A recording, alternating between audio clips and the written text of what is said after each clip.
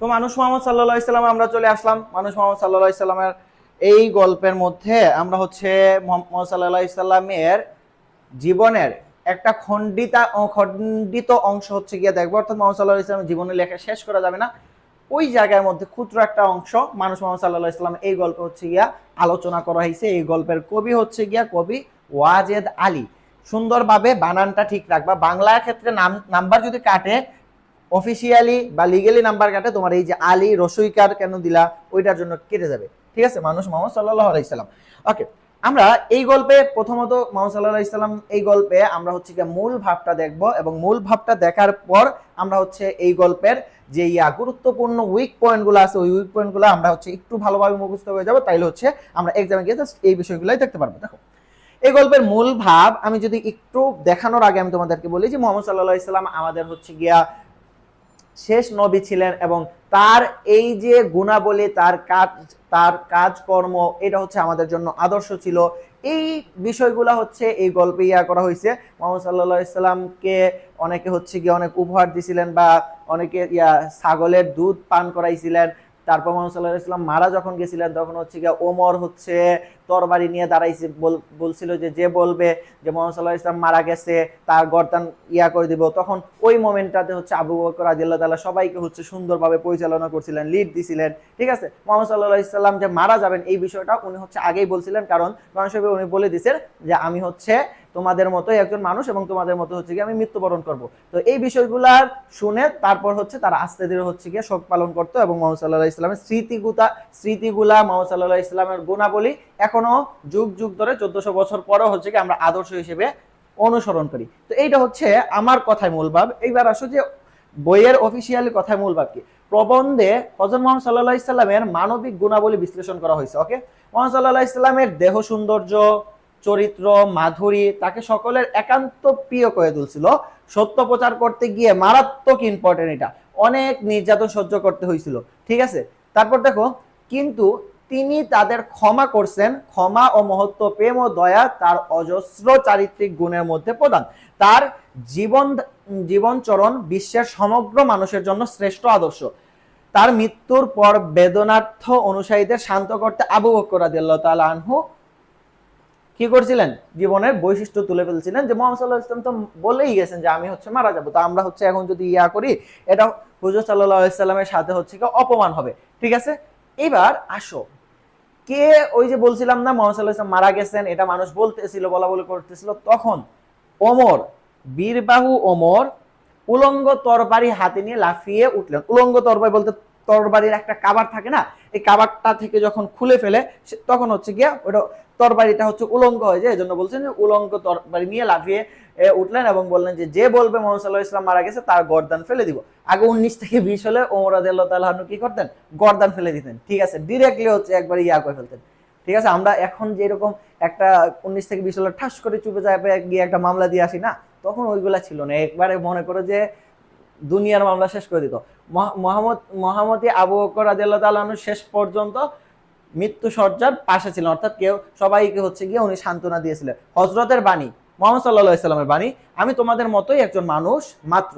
কোরআনের আয়াত, এই যে দেখো এই সম্পর্কে কোরআনের আয়াত, মুহাম্মদ সাল্লাল্লাহু আলাইহি সাল্লাম মারা যাবেন এই সম্পর্কে কোরআনের আয়াত কি, এটা দিয়ে কিন্তু তুমি 3-4 লাইন লিখে 3-4 পৃষ্ঠা হচ্ছে গিয়ে লিখে ফেলতে পারবে এক্সামে। মুহাম্মদ সাল্লাল্লাহু আলাইহি সাল্লাম, মুহাম্মদ মৃত্যু তোমারও ভাগ্য তাহাদেরও ভাগ্য। কোরআনের আয়াত, কোরআনে কে কথা বলেন, আমি তুমি মুহাম্মদ সাল্লাল্লাহু আলাইহি সাল্লাম না, কোরআন হচ্ছে আল্লাহ তাআলা কথা বলেন, এবং আল্লাহ তাআলা মুহাম্মদ সাল্লাল্লাহু আলাইহি সাল্লামকে বলতেছেন যে মুহাম্মদ মৃত্যু তোমারও ভাগ্য তাহাদেরও ভাগ্য, বলতে আমাদেরও ভাগ্য। ঠিক আছে, এরপর দেখো মুহাম্মদ সাল্লাল্লাহু আলাইহি সাল্লাম মানুষের মন আকর্ষণ করছিলেন কি দ্বারা, মানবীয় গুণ দ্বারা।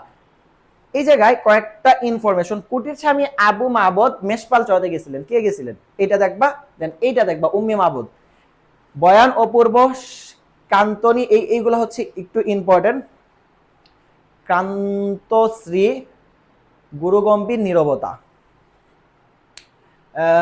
তারপর হচ্ছে গিয়া মাধবর্ষী মুখের ভাষা বিনীত, এটা দেখবা নম্র প্রকৃতির করুণার, এইগুলো হচ্ছে গিয়া লাগবে, অটল বজ্রের মতো কঠিন, এই ইনফরমেশন গুলো লাগবে। কোন জায়গায় লাগবে তখন হচ্ছে আমি স্লাইড ব্যাক করে দেখাই দিব না।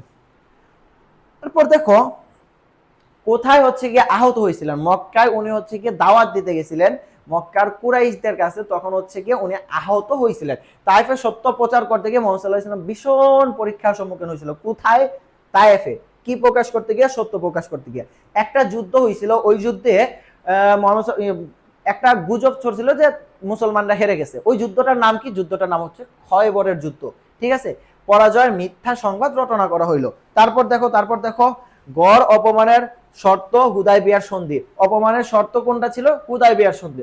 ঠিক আছে, হযরতের স্বেচ্ছায় মাথায় পড়লেন দারিদ্র্যের কণ্টক মুকুট।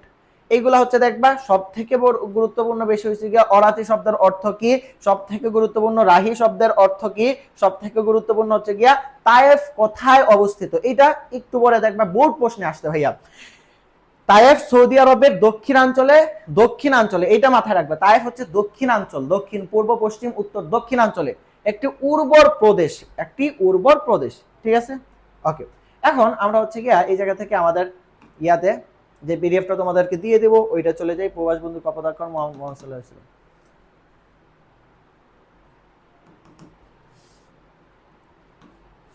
দেখো, প্রথমেই প্রশ্ন, তায়েফ সৌদি আরবের কোন অঞ্চলের উর্বর প্রদেশ? দেখছো, একটু আগে বললাম না দক্ষিণ।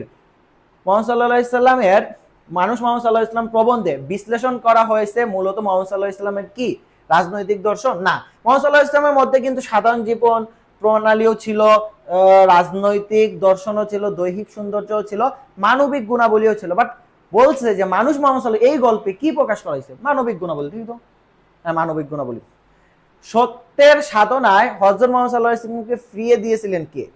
সত্যের সাধনায় কান চলে গেছে। আচ্ছা, যাই হোক, তো এই পিডিএফটা আমি তোমাদেরকে হচ্ছে সুন্দরভাবে দিয়ে দিব। তোমরা কাইন্ডলি পিডিএফটা ইয়া করবা। যেই পরিমাণ ঝামেলা করতেছে, আমি তোমাদেরকে হচ্ছে কথা দিয়েছিলাম গতকালকে এক ক্লাসে লাইভে বাংলা নিব, বাট গতকালকের শুরু থেকে কারেন্টে যা ঝামেলা শুরু করছে, এইগুলো হচ্ছে বলার মতো না। বললে হচ্ছে এখন অনেক কথা বলা যায়, বললে হচ্ছে ওই রাজনৈতিক কথার বার্তার ভেতরে চলে যায়। বাট আমরা হচ্ছে এইগুলা হচ্ছে গিয়া পছন্দ করি না দেখে এই সম্পর্কে কথাবার্তা বলি না। আমি হচ্ছে বোর্ডটা নতুন কিনছি, এই জন্য হচ্ছে ইয়াটা চাচ্ছিলাম যে তোমাদেরকে সম্পূর্ণ বাংলা সহ সব ক্লাসগুলো হচ্ছে গিয়ে শেষ করে দেবো, ইনশাল্লাহ শেষ করাইয়ে দিব। এর জন্য যদি আমার আইপিএসও নিতে প্রয়োজন হয়, আমি হচ্ছে কি আইপিএস নিয়ে বা ইউপিএস নিয়ে ভালো করে শিফট করব কয়েকদিনের মধ্যে। বাট এখন যে ক্লাসটা নিতে পারতেছি না, ওইটার জন্য খারাপ লাগতেছে। আমি হচ্ছে কি বলবো, আমার ক্লাসের স্লাইড সব রেডি, সব কিছু হচ্ছে অগোছালো। আমি এখন বাংলাটাই হচ্ছে শেষ করতে পারতেছি না এই কাহিনীর জন্য। এটা কি আজকের কাহিনী না? গত পরশু দিন তোমাদেরকে বলছিলাম 15 তারিখ হচ্ছে গিয়ে ক্লাসটা নিব। 15 তারিখ গতকালকে চলে গেছে। 15 তারিখ আমি সকাল 8টা থেকে কারেন্টের এই ঝামেলা দেখে আমি হচ্ছে রেকর্ড নেওয়া শুরু করছি। আমি জানি যে লাইভে নিতে পারবো না, দেন এরকম রেকর্ড নিতে কালকে লাইভ শুরু করলাম। লাইভে হচ্ছে গিয়া বেশ ইয়াও করতে পারলাম না। এখন রেকর্ড যেগুলো আছে ওইগুলা, বাকি কিছু রেকর্ড ছিল, ওই রেকর্ডগুলো করে তোমাদেরকে হচ্ছে অলরেডি ছাড়া শুরু হয়ে গেছে, তোমাদেরকে হচ্ছে গিয়ে দিয়ে দিব ইনশাল্লাহ। তো মেইন ঝামেলা হচ্ছে গিয়ে এই জায়গায় সব কিছু বলতে এক কথা হচ্ছে গিয়া 2-2.5 লাখ টাকা ইনভেস্টমেন্ট করার পরেও যদি এখন হচ্ছে গিয়া নিজের মন মতো হচ্ছে গিয়া ক্লাস নিতে না পারি এই ছোটখাটো একটা সিলি টপিকগুলোতে। এখন কারেন্টে কি এমন হয়েছে যে কারেন্ট ইয়া হবে, বাইরে কি ইয়া হচ্ছে বলতে ওই যে কি বলবো, এগুলো হচ্ছে আসলে বলার কোনো কিছু নাই। তো তোমরা সবাই হচ্ছে গিয়ে ভালো করে পড়ো, এক্সামটা দাও, আশা করি ভালো কিছু হবে। বেস্ট অফ লাক, আল্লাহ হাফেজ, আসসালামু আলাইকুম।